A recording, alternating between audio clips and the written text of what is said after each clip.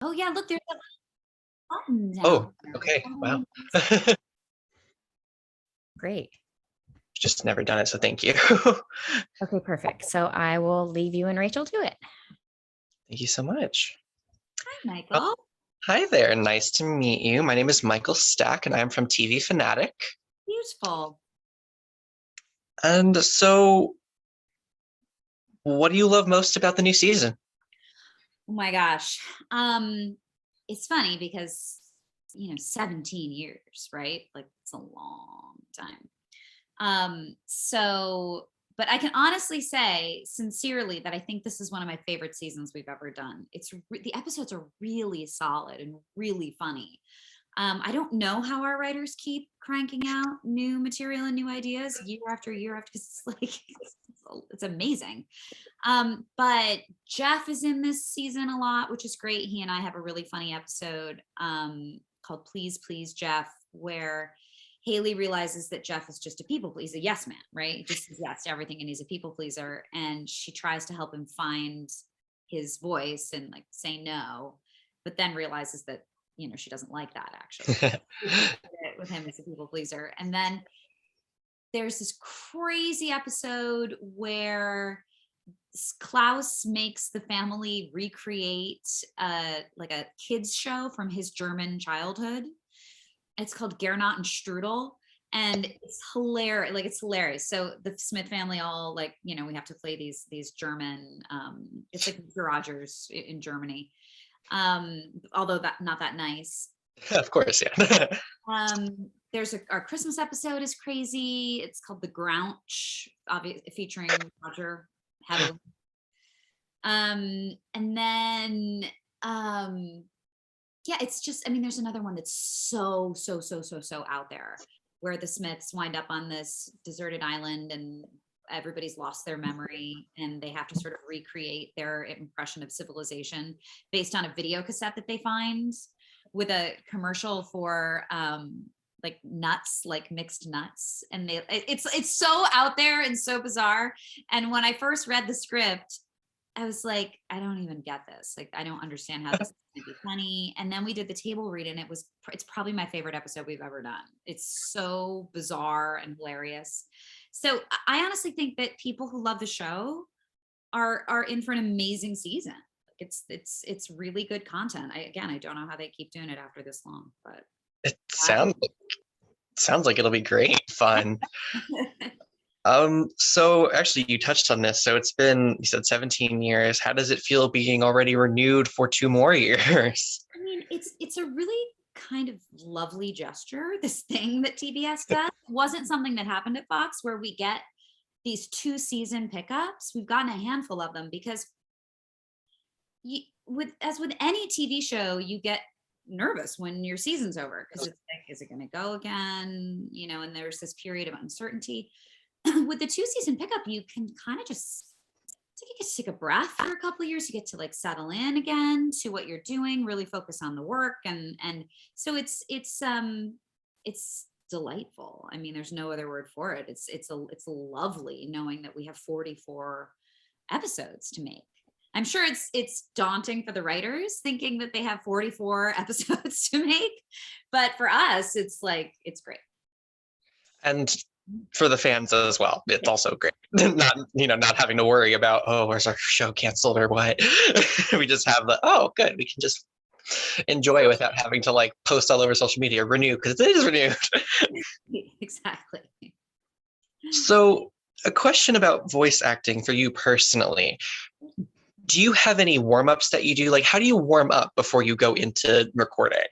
That's a good question. It kind of depends on the session. If it's quick and easy, like 10 lines or something like that, honestly, I just jump in and do it.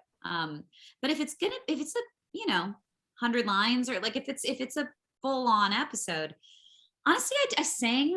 I'm a singer. That's what I was trained as a singer in musical theater, and so most of my vocal warm-ups have to do with singing, and I also feel like it's coming from the same place. So I do scales. I try to get my resonators going, and then I just make sure that I'm totally slouching here, but like good posture, and I'm supporting from the right place, because it can go south fast with voiceover, especially if there's a lot of screaming or a character that's gravelly or anything that's going to sort of take a toll on your voice. So I made that mistake early on, not not paying attention to it, and it's bad because the next day I'm toast. So it's sort of an evolution over the years of learning how to take care of my instruments, if you will.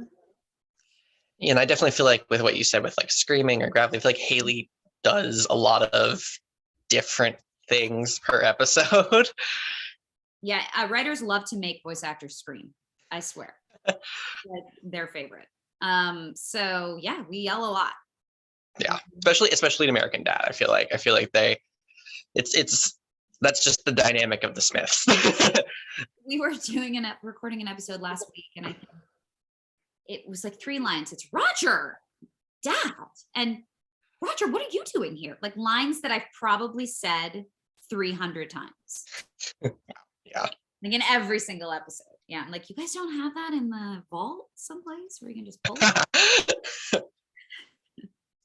So how does recording work? So, because with some shows, they're all together, they're partially together, or it's just, oh, you're in New York, here's a studio to record in. So how does it work with American Dad? Well, it's interesting. I mean, pre-pandemic, Of course. we would all table read together in the conference room at our studio. So we'd all be together for that read and then get to play off each other. And, the jokes make more sense that way. And then we would all come in individually to the studio and record for this show and Family Guy. That's how they do it.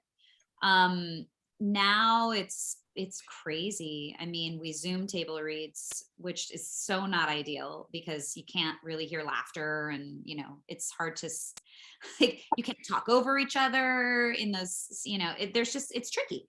But I'm not going to knock it because we've been able to work for the past 2 years and they've been creating new shows. And so I record in my closet. It's a setup that I had before the pandemic, where I did all my auditioning and everything. So luckily I was already set up. I just had to tweak a few things. But for a lot of people, they had to build booths, and your closet is the best place to do it because of the the clothes, and sort of because they're separated from the wall too. It just creates this really great sound in the room. In fact, we're moving soon, and my the person who's helping us with the house was like, where do you want your booth? And I'm like, I want it in my closet again. I know that's silly, but like, it's such great sound.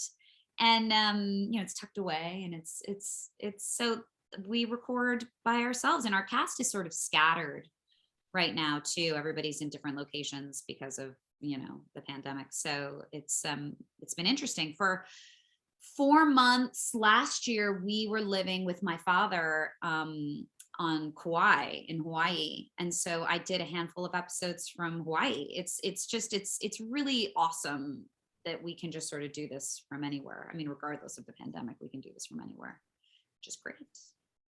Yeah, I like that. And it provides the much needed entertainment to people during the pandemic because God, there was nothing else to do. Yeah, because other shoots had to shut down and other delays. But with animation, we've kind of had a steady flow. Remember when we were watching Tiger King because there was nothing else on? Yeah, definitely remember that. Dark times in the pandemic. Yeah, but like with animation, we've had a steady flow of stuff from everywhere, and it's kind of been quite nice. Yeah, they figured it out pretty quickly within a couple Yeah, weeks. no, definitely. Well, because they already had, like you said, you already had your booth in they already had these things that people were already using for one reason or another. Yeah, it's true. So that worked out. It's really good. So other than Haley, what is your favorite character? On American Dad, obviously. Yeah, American Dad, yes. I'm like, oh gosh. Roger, 100%. Roger's probably my favorite animated character, like, ever. I think he's so hilariously written.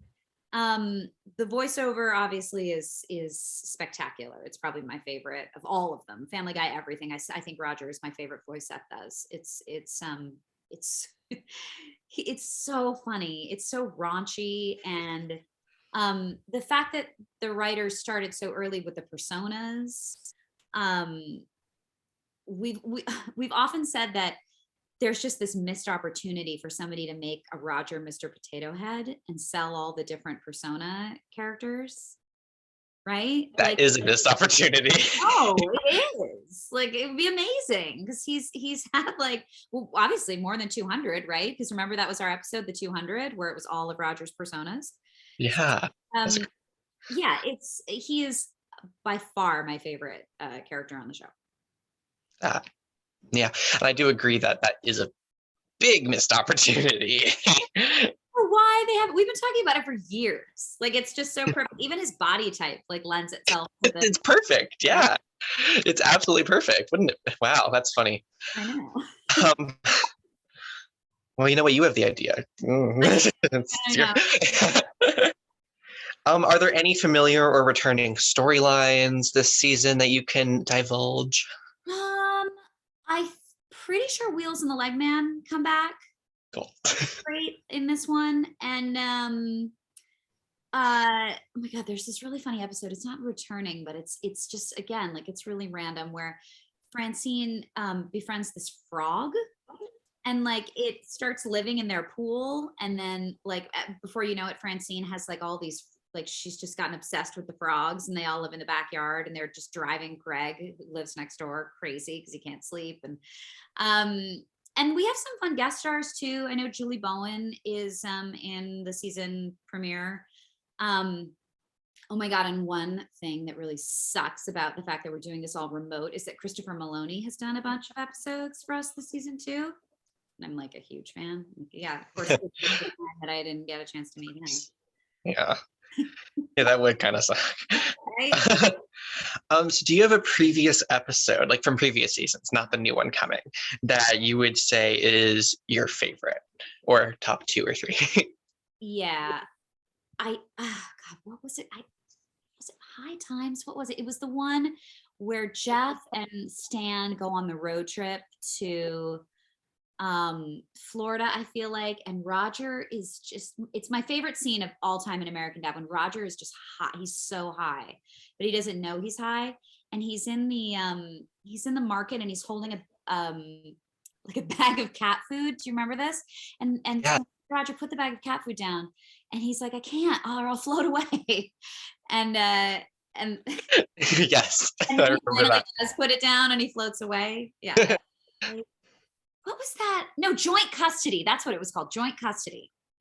That is probably my favorite. I also loved the one where Steve goes to the all girls boarding school. Oh, yeah, that one's fun. Steve, I think it was called. I really liked that one. Yeah, that one was a very fun one. I agree. I think I like that one though because I got to play the headmistress. Yeah, that's great. Yeah. So yeah, God, it's hard to. I mean, Jesus, how many episodes have we done? Like 300. Over 300 at least. I'm amazed that I can even pick out names. And one final question. What do you love most about Haley? You know, it's a good question. It's funny. The character's been an evolution, right? Because when we started, she was super liberal and she was sort of the meathead to Stan's Archie Bunker, right? That was their dynamic. And he was super conservative and she was just the, bleeding heart pacifist. And that sort of drove her character. But as the series has gone on, they haven't completely left it behind, obviously, but they've also gotten much deeper into who she is and what drives her. And I love the fact that they had Haley and Jeff get married. Like they didn't stay stagnant with that. They grew the relationship as the series went on. So that relationship is probably my favorite thing about the character now because it's so funny. I love the Jeff Haley relationship. There was an episode, what was it called? It was the one where Francine and Haley get obsessed with the bar, the airport bar. It's O'Rivals, right? Mhm. The Irish bar at the airport. And that episode in particular, the Haley Jeff dynamic is brilliantly written. And I think it's going to be interesting to see where they take it, because he's in a lot more, and he'll be in a lot more of this season too. And I keep wondering when we're going to have a baby, right? Like that seems like something that they can do with these characters, because they have, like, they've evolved, they've gone to different places. And then, like, what would that kid be? Like an Alex P. Keaton, right? With the two super liberal parents, like a total, Well, we did have the devil baby that Jeff adopted.